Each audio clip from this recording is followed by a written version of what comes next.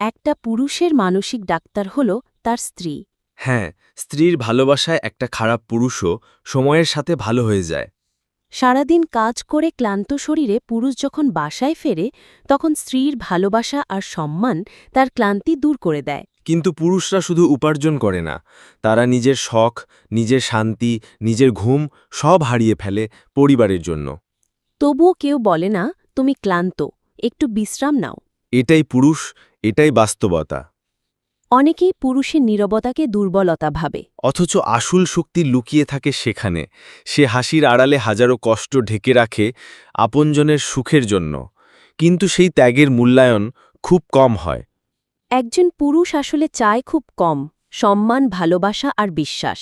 এই তিনটি জিনিসই তার ক্লান্ত মনকে শান্তি দেয়, দায়িত্বের পাহাড়ে শক্তি যোগায়।